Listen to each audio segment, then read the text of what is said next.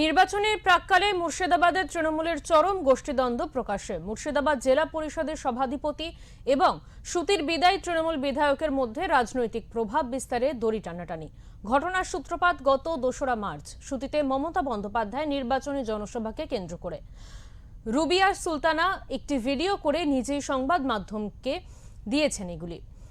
সেখানে বিদায়ী বিধায়ক তথা এবারের তৃণমূল প্রার্থী ইমানি বিশ্বাসের ওপর তার আক্রোশের বহিঃপ্রকাশ ঠিক নির্বাচনের সময় খোলা বাজারে চলে এসেছে এবং তার প্রভাব যে তৃণমূলের ভোট বাক্সে পড়তে চলেছে, রাজনৈতিক মহলে তার জল্পনাও শুরু হয়েছে। রুবিয়া সুলতানা বলেন, ওনার নোংরামি অনেকটা টলারেট করেছে, কিন্তু আর নয়, একটা সময়ের অপেক্ষায় আছি।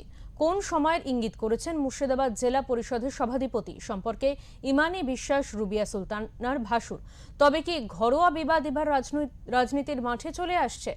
রাজনৈতিক মহলে অবশ্য এমনটাই ধারণা। সুতি বিধানসভায় দুই তৃণমূল নেতা নেত্রীর আদায় কাজকলার সম্পর্ককে কাজে লাগিয়ে বিধানসভা নির্বাচনে ফায়দা তুলতে মরিয়া হয়ে উঠেছে বিরোধীরাও।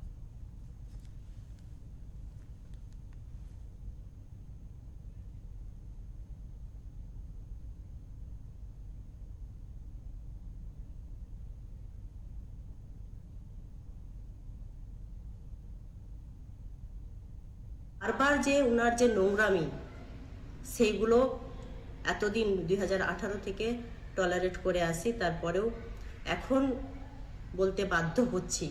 আজকে বলতে বাধ্য হলাম, তার কারণ যে আজকে বিভিন্ন সাংবাদিক ভাইরা, দাদারা, বিভিন্ন মিডিয়া মাধ্যম জানতে চাইছেন, তাই আমার মনে হলো যে এই বিষয়টা আপনাদের কাছে আমার পরিষ্কার করা উচিত।